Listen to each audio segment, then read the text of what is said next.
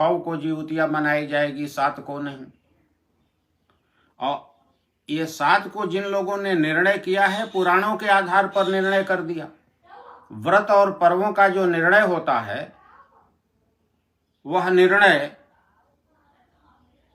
निर्णय सिंधु और धर्म सिंधु के आधार पर होता है, पुराणों के आधार पर नहीं। और 7 तारीख को नवमी से युक्त हो गई जीवतिया, इसलिए उस दिन गर्ह है, त्याज्य है, आप लोग न करें। आपको स्पष्ट कर दिया 6 अक्टूबर को जीवतिया होगी, 7 को नहीं, क्योंकि 7 को जो जीवतिया है अष्टमी से युक्त नवमी में है। तो मैं इसका अनुमोदन मैंने कर दिया, जो मैं नहीं चाहता था बोलना कि किसी को बुरा लगे। जय श्रीमन नारायण। धर्मानुरागी बंधुओं, वर्तमान समय में जीवत पुत्रिका को लेकर के उहापोह की स्थिति बनी हुई है। पंचांगकारों में मतैक्यता नहीं होने के कारण 2 दिनों का व्रत हो गया है, जिसको लेकर के परस्पर मतभेद चल रहा है। इसी संदर्भ में काशी विद्वत परिषद के अध्यक्ष का एक वीडियो आया है। उस वीडियो में अध्यक्ष महोदय ने 6 अक्टूबर के जीवत पुत्रिका व्रत के निर्णय के पक्ष में अपना मत दिया है, और उन्होंने जो बातें कही हैं, उन सभी बातों, उन सभी तथ्यों, सभी उदाहरणों और उन वक्तव्यों से मैं असहमत हूं। और मुझे बहुत पीड़ा है, कष्ट भी है कि इतने बड़े जिम्मेदार पद पर बैठ करके, विद्वत परिषद के अध्यक्ष हो करके इतना गैर जिम्मेदाराना और अशास्त्रीय मत का प्रतिपादन करना उनके लिए उचित नहीं है। उन्होंने अपने वक्तव्य में कहा है कि व्रत निर्णय में पुराण प्रमाण नहीं होते हैं।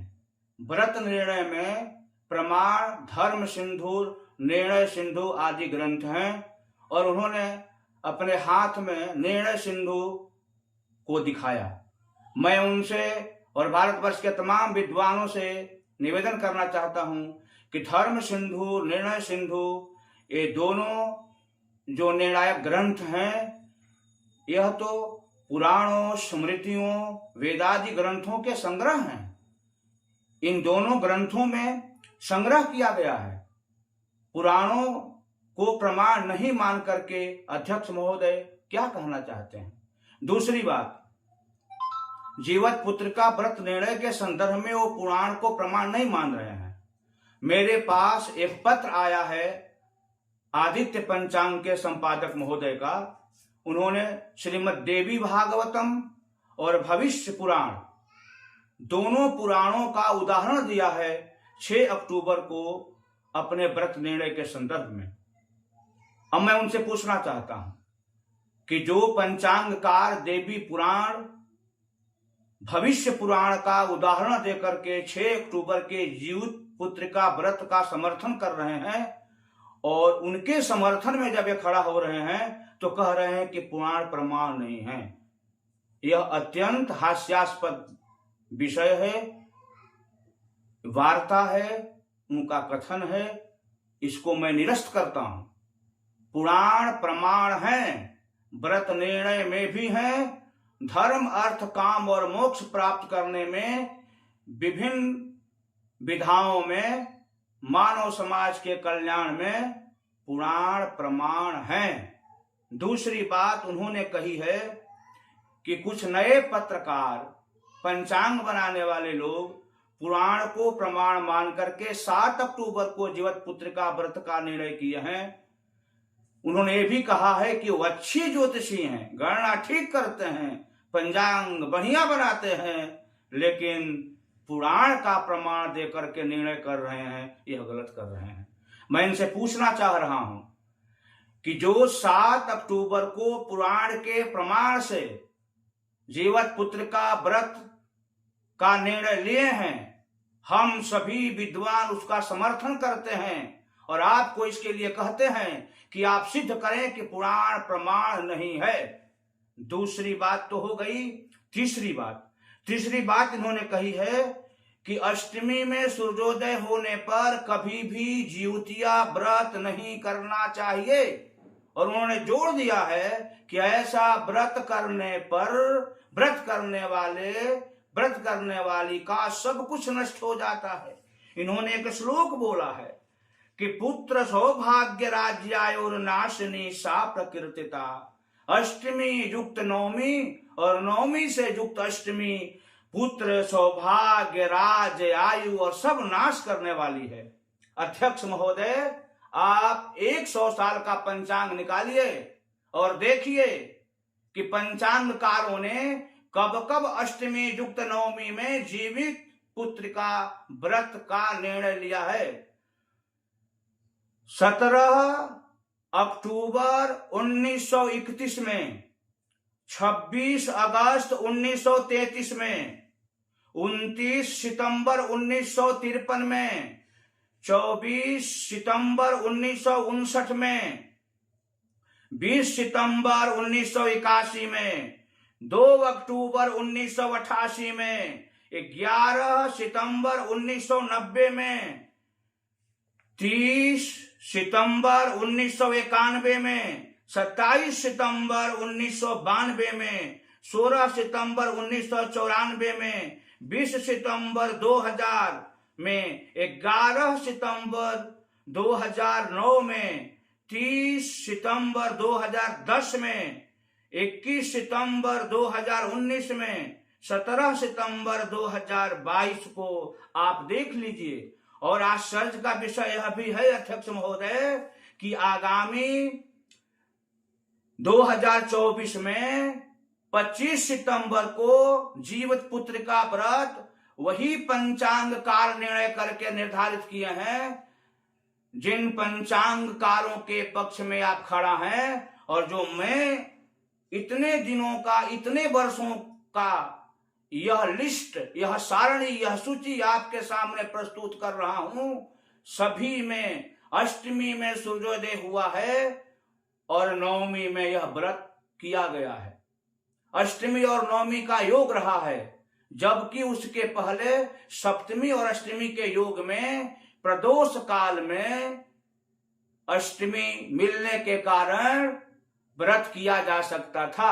आपके हिसाब से आप जो कह रहे हैं कि सप्तमी में सूर्योदय हो, इसके बाद अष्टमी में व्रत किया जाए, यह फलदायक होता है, तो मैं आपसे पूछ रहा हूं कि इतने वर्षों में, 100 वर्षों में, इतने वर्षों तक, और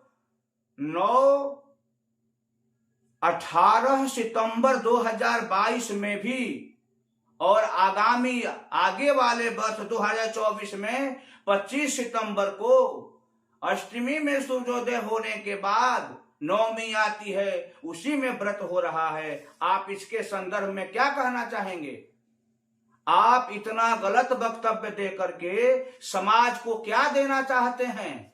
आप लोगों के गलत वक्तव्य के कारण ही आज भारत वर्ष में, खास करके उत्तर भारत में, विशेष करके बिहार, उत्तर प्रदेश, झारखंड और इससे सटे हुए प्रांतों में जीवित पुत्र का व्रत को लेकर के आग लगी हुई है। कहीं ढोलक पिटवाया जा रहा है, कहीं माइक में अनाउंस किया जा रहा है, केवल आप लोगों के गलत निर्णय और वक्तव्य के कारण।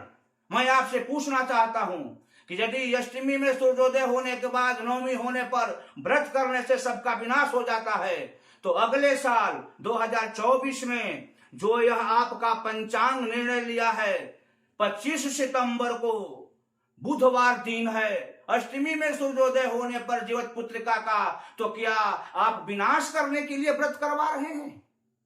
पिछले वर्ष 2022 में 18 सितंबर को रविवार के दिन अष्टमी में सूर्योदय होने पर जीवित पुत्र का व्रत हुआ था। पंचांगकारों ने निर्णय किया है, वही काशी के पंचांगकार जो 6 तारीख को गलत निर्णय देकर के जीवित पुत्र का कराना चाहते हैं, तो क्या पिछले साल आप विनाश कराने के लिए व्रत करवाए थे? आप अध्यक्ष हैं, विद्वत परिषद के अध्यक्ष के पद पर बैठे हैं, और आप कह भी रहे हैं कि विद्वत परिषद जो है इसका समर्थन कर रही है जो हम वक्तव्य दे रहे हैं। पुनः आपका एक और कथन है, वह यह कथन है कि अष्टमी युक्त नवमी का व्रत नहीं करना चाहिए। फिर आप कह रहे हैं कि नवमी से युक्त ज्योतिया व्रत नाश करती है। फिर आप यह कह रहे हैं कि अष्टमी में सूर्योदय होने पर व्रत नहीं होता है।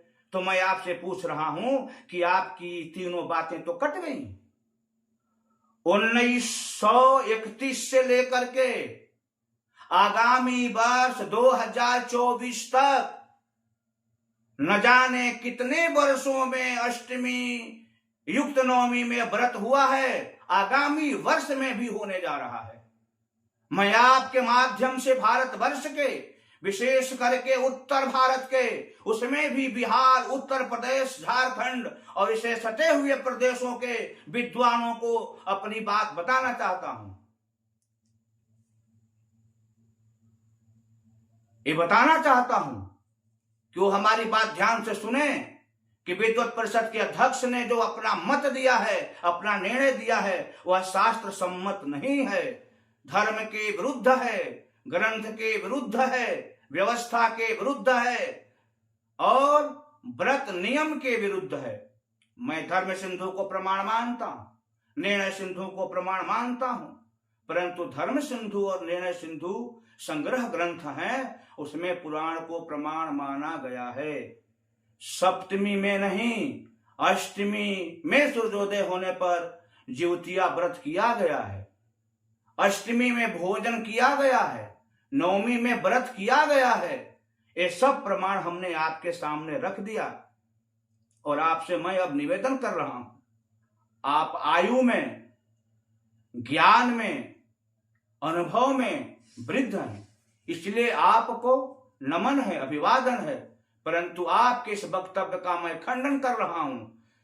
एक एक आपके वक्तव्य जो दिए गए हैं, मेरे हिसाब से एक एक अक्षर, एक एक शब्द, एक एक वाक्य, एक एक महावाक्य और प्रारंभ से लेकर के अंत तक आपके जितने वक्तव्य हुए हैं उस वीडियो में, वे सब के सब शास्त्र विरुद्ध, धर्म विरुद्ध, संस्कार विरुद्ध, भारतीय सभ्यता के विरुद्ध, संस्कृति के विरुद्ध और व्रत के नियम के विरुद्ध हैं। इसलिए मैं इसका खंडन कर रहा हूं और भविष्य में निवेदन कर रहा हूं कि इस तरह का गैर जिम्मेदाराना वक्तव्य आप न दें और मेरे प्रमाण को सुन लें। फिर 1931 में भी हुआ था, 100 वर्ष पहले, अष्टमी में ही ज्योतिया व्रत, और 2024 में भी अष्टमी में ही ज्योतिया व्रत होगा। जिसको आपने कहा है कि ऐसा व्रत करने से विनाश हो जाता है, आपने कहा है कि कहीं कोई नियम नहीं लिखा हुआ है, आपने कहा है कि कोई शास्त्र में नहीं लिखा हुआ है, और मैं आप ही के पंचांग की बात बता रहा हूं। यह भी बता रहा हूं कि 2022 में भी अष्टमी में ही ज्योतिया व्रत किया गया था। आपकी तो बात अलग है। मैं उन विद्वानों से भी कहना चाहूंगा जो आपके मार्गदर्शन में काम कर रहे हैं, आप जिन्हें राह दिखा रहे हैं, उनके पास तो कम से कम ये दोनों पंचांग होंगे, 2022 वाला और 2024 वाला। वो निकाल करके देखें कि क्या सप्तमी में सूर्योदय हुआ था, बाद में अष्टमी हुई थी, उसी में वो ज्योतिया व्रत हुआ है। ऐसा गलत वक्तव्य मत दीजिए आप लोग। और मैं आपके यहाँ के उन पंचांगकारों का समर्थन करता हूं, धन्यवाद दे रहा हूं, भगवान से प्रार्थना कर रहा हूं कि उनकी सद्बुद्धि बनी रहे, जिन्होंने 7 अक्टूबर को ज्योतिया व्रत करने का निर्णय लिया है। मैं 6 अक्टूबर के ज्योतिया व्रत का पुरजोर खंडन कर रहा हूं और इसके लिए जो भी मुझे करना होगा मैं करने को तैयार हूं, क्योंकि 6 अक्टूबर दिन शुक्रवार को ज्योतिया व्रत का कोई अर्थ ही नहीं है। इसके पहले भी और इसके बाद भी इस तरह की स्थिति आने में अष्टमी में सूर्योदय होने पर ही व्रत किया गया है। इसलिए हे महामहिम, हे सरस्वती के व्रत पुत्र, हे वयोवृद्ध, हे ज्ञान वृद्ध, विद्वत परिषद काशी के अध्यक्ष महोदय, मैं आपके इस वक्तव्य का पुरजोर खंडन कर रहा हूं और आपसे निवेदन भी कर रहा हूं कि भविष्य में इस तरह का शास्त्र के संबंध में वक्तव्य देने का किसी को कोई अधिकार नहीं है। हरि ओम शांति, हरि ओम शांति, हरि ओम शांति।